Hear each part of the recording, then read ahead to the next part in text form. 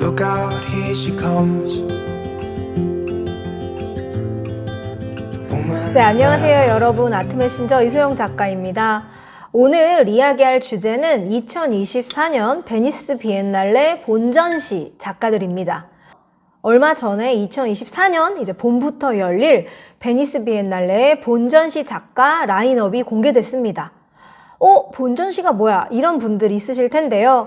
베니스 비엔날레는 1895년부터 시작이 되었죠. 그리고 꾸준히 2년에 한 번 진행이 되다가 코로나 때는 이제 3년에 한 번 진행이 됐어요.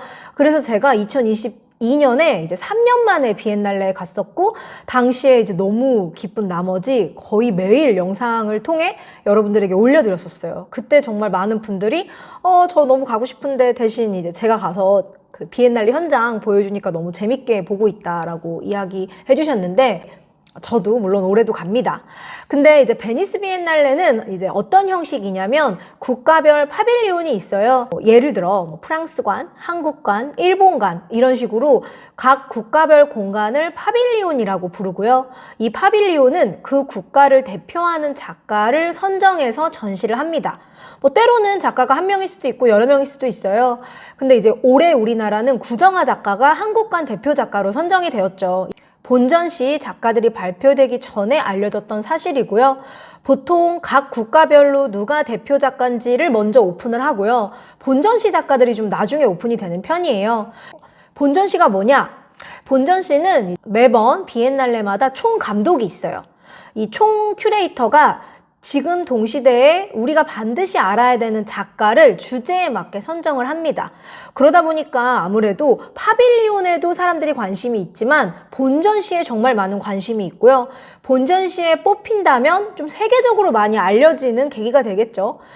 예를 들어 2022년 비엔날레 본 전시의 총 감독은 세실리아 알레만이라는 여성 총 큐레이터였고, 그때 이제 잊혀진 여성 작가들이 정말 많이 대거 본전시에 소개가 됐었어요. 초현실주의와 여성 작가, 이 두 주제가 좀 메인이었고요. 이번 2024년은 최초로 남미 출신 큐레이터가 뽑힙니다. 뭐야? 왜 최초야? 라고 할 수 있는데, 정말 신기하게도 2022년 비엔날레 때 총감독이 여성인 것도 1895년 비엔날레가 시작한 이래 처음이었고요. 물론 국가별 파빌리온 감독에는 여성 큐레이터가 있었지만 이제 베니스 비엔날레를 아우르는 총 전시 감독이 여성이었던 게 이제 2022년이 처음이었고, 2024년은 남미 출신 큐레이터가 처음이었어요. 이런 걸 우리가 돌이켜 생각해 보면 우리는 아무렇지 않게 매번 해외에 나가서 전시를 보지만 그 전시를 기획하는 큐레이터가 서양, 강대국, 남성, 백인 중심이었구나 라고 생각을 하게 됩니다. 그래서 이제 아무래도 올해 2024년 베니스 비엔날레 총 감독이 상파울로 뮤지엄 관장님 출신이기 때문에 이제 많은 사람들이 야, 본전시에 정말 남미 작가들 많을 것 같아 이야기를 했는데, 아니나 다를까 이번 331명 라인업에는 여러분들이 잘 알고 있는 남미의 최고 작가 프리다 칼로와 디에고 리베라 부부도 있었고요. 제가 유튜브에 소개했던 쿠바 출신 질리아 산체스라던가 이미 세상을 떠난 쿠바 출신 미국 작가 카르멘 헤레라도 있었습니다. 하지만 오늘 저는 어떤 얘기를 하려고 하냐면요. 제 책, 서랍에서 꺼낸 미술관. 이 책에 등장하는 작가들 중에 2명이나 베니스 비엔날레 본전시에 뽑혔더라고요. 이게 왜 좀 재밌냐면, 사실 이 책은 뭐 아시는 분들은 알겠지만 제가 쓴 책 중에 가장 유명하지 않은 화가들을 모아서 쓴 책이에요. 하지만 저는 이 책을 쓸 때 이 속에 있는 작가들은 앞으로 점점 알려져야 하고 점점 많이 유명해질 거다라고 이야기를 했어요. 심지어 이 책의 마지막에 나는 내가 아웃사이더 아트라는 단어를 쓰는 마지막 사람이고 싶다. 즉, 이 책에 등장하는 작가들은 과거에는 아웃사이더였지만 이제는 정말 중요한 작가가 됐으면 좋겠다. 될 것이다 라고 이야기를 했는데, 베니스 비엔날레 하면 세계적으로 정말 중요한 미술 행사인데 그 베니스 비엔날레에서도 본전시에 23명의 작가 중에 2명이나 들어갔다고 하니까 너무 기쁜 일이잖아요. 그래서 저라도 알리고 싶어서 이렇게 영상을 켰습니다. 그럼 이 영상을 보는 여러분들은 자연스럽게 베니스 비엔날레 본전시에 뽑힌 2명의 작가를 공부하게 되겠죠. 자, 그럼 첫 번째 작가 소개를 할게요. 첫 번째는 이 책에 이제 제가 소개를 했던 작가 중에 알로이스 코르바즈라는 여성 작가가 있었어요. 화가고요. 스위스 출신입니다. 물론 이제 아웃사이더 아티스트라고 정의를 내렸던 것은 독학 화가였기 때문이에요. 이 알로이스 코르바스의 작품을 일단 제가 좀 보여드릴게요. 충분히 보시면서 이 작가는 무엇이 특징이다 라고 생각을 해보시면 좋을 것 같아요. 자, 보셨죠?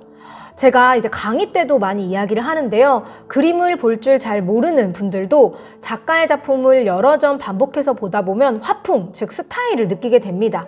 이 알로이스 코르바즈의 스타일은 어떤가요? 아마도 많은 분들이 눈이 파래요. 전부 다 남녀가 사랑하고 있어요. 이런 말을 할 텐데요. 맞습니다. 알로이스 코르바스는 새빨간 입, 그리고 푸른 눈동자를 자주 그리고요. 그림 속에서 전부 남녀가 사랑을 하고 있어요. 뽀뽀하고 있고요. 껴안고 있고요. 스킨십하고 있습니다. 근데 대부분 다 공주나 왕자, 즉 왕족 같은 옷을 입고 있어요. 이것은 이 알로이스 코르바스의 어떤 개인사와도 연결이 되어 있는데요. 이 알로이스 코르바스가 스위스 출신이지만 잠시 독일로 가정교사를 가요. 한 궁으로 가는데 그 궁에서 왕족, 귀족들의 삶을 만나게 됩니다. 또 급기야 그 궁에 있는 왕자, 즉 왕족을 사랑하게 돼요. 짝사랑이죠. 그러고 나서 이제 다시 본인의 나라로 돌아오는데 문제는 이제 그때부터 일어납니다. 알로이스 코르바스는 상상 속에서 본인만의 세계를 만들어요. 본인이 공주가 되기도 하고 본인이 그 왕자를 사랑해서 함께 결혼하기도 하고, 아무래도 이 알로이스의 집안 사람들은 너무 상상을 많이 하니까 얘 무슨 문제가 있는 거 아니야 하면서 이제 정신병원 치료를 받게 합니다. 그런데 이 정신병원에서요, 이 알로이스 코르바스가 본인의 상상의 세계를 전부 창작으로 표현을 합니다. 여기서 가장 눈여겨봐야 할 점은 그냥 그린 것이 아니라요, 수많은 종이를 본인의 장점인 바느질을 통해서 바느질로 다 묶어서 엮어서 타피스트리처럼 만들었다는 점이에요. 제가 폼피두 센터에 갔을 때 이 작가의 작품이 하늘에서부터 땅까지 걸개 그림처럼 걸려져 있었는데요. 어떻게 이렇게 종이로 꼼꼼하게 바느질을 해서, 즉 그림을 그리는 그 베이스를 확장시킬 수 있지 하면서 상당히 놀랬던 기억이 있습니다. 여러분들도 직접 보시면 이 양면에 해당하는 가득 찬 그림들이 너무 핑크빛 사랑이 가득해서 깜짝 놀라실 거예요. 실제 장디 비페라는 프랑스의 화가가 이 알로이스 코르바스의 작품에 대해 상당히 좋다고 평가를 하기도 했고, 장디 비페는 본인이 이제 아트불이라는 장르를 만들어서 독학 화가들을 상당히 지지하고 이 독학 화가들의 작품을 소장하기도 했죠. 그래서 장디 비페 때문에 좀 알려진 작가이기도 하고, 또 한국 같은 경우에는 KTNG 상상마당에서 예전에 좀 아웃사이더 아티스트들의 전시를 했었어요. 버디 미술관에서 했었는데 그때 이 작가의 드로잉이 와서 저도 직접 본 적이 있습니다. 누군가를 사랑하는 마음, 그리고 그것을 상상하는 그 세계가 작품이 된 알로이스 코르바스였습니다. 두 번째 베니스 비엔날레 본전시에 뽑힌 작가는 제가 이미 유튜브에 소개한 적이 있었어요. 한 2~3천 명밖에 안 본 것 같지만 제 기준에 많이 본 겁니다. 호아킨 토레스 가르시아인데요. 사실 저는 이 작가를 남미의 컬렉터 집에서 정말 자주 봤었어요. 그리고 최근에는 정말 많은 뮤지엄들이 이 작가의 회고전을 한다거나 뮤지엄 컬렉션에 이 가르시아의 작품을 추가한다거나 이런 식의 어떠한 행위들을 보면서 이 호아킨 토레스 가르시아가 진짜 중요한 남미 추상미술의 거장인데 이제야 좀 더 세계적으로 알려지고 있구나, 이렇게 생각을 하면서 좀 뿌듯했던 기억이 나요. 사실 호아킨 토레스 가르시아는 남미의 미술사 입장에서는 아웃사이더는 아닙니다. 정말 중요한 교육자였고요, 화상가였고요, 실제로 책도 정말 많이 썼고 강의도 많이 했고 추상미술을 널리 알렸고, 제일 재밌는 부분, 장난감 회사를 만듭니다. 알라딘이라는 장난감 회사를 만들어서 장난감들도 작품에 있어요. 직업이 한 가지가 아니라 정말 종합예술인이다라고 할 정도로 제가 좀 좋아했던 작가인데, 저 같은 경우에는 이 작가를 보면서 저도 하는 일이 다양하고 이 작가도 다양한데 내가 하는 일을 꼭 한 가지 정체성에 묶을 필요가 있나 하면서 상당히 공감을 많이 받았던 작가예요. 일단 이 가르시아의 작품을 보면 많은 분들이 누구를 이야기하냐, 책에서도 얘기를 했지만 몬드리안 같아요 라고 이야기를 합니다. 하지만 몬드리안 같은 거지 몬드리안과 비슷하진 않죠. 전혀 다릅니다. 몬드리안은 자로 잰 듯한 반듯한 수직과 수평을 구사를 했다면, 가르시아는 상당히 휴머니즘이 가득한 위트 있는 부드러운 선으로 작업을 합니다. 실제 몬드리안과 교류를 하기도 했고요. 이 가르시아 자체가 유학을 가서 몬드리안과 함께 이제 그룹을 만들어서 새로운 추상 미술에 대해 연구를 많이 했어요. 당시 유럽은 초현실주의가 유행이었는데 가르시아도 그렇고 몬드리안도 그렇고 초현실주의가 아닌 분명히 우리가 쫓아야 하는 이상적인 조형의 요소가 있다라는 걸 믿었던 화가들이고요. 그래서 몬드리안은 몬드리안의 방식대로, 가르시아는 가르시아의 방식대로 추상미술을 확립해 나갑니다. 다시 고국으로 돌아와서 가르시아는 본인의 작업을 하는 데서 나아가 제자들을 키우고 제자들에게 본인의 이념을 알립니다. 그래서 제가 가르시아를 두고는 남미 추상미술의 거장이다 라는 이야기를 하는데요. 제가 이 책에서 가르시아의 작품을 설명한 부분을 다시 좀 읽어드릴게요. 나무는 토레스 가르시아의 주된 오브제이기도 했다. 몬드리안을 만나기 전 토레스 가르시아는 버려진 나무를 이어붙여 그곳으로 부조를 했는데 나는 이 작품 시리즈가 토레스 가르시아의 예술 세계에서 무척 중요하다고 본다.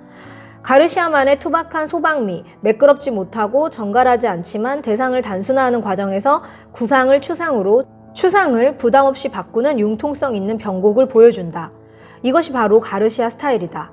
모두가 몬드리안에 주목할 때 토레스 가르시아는 가르시아 스타일로 일가를 이루었다.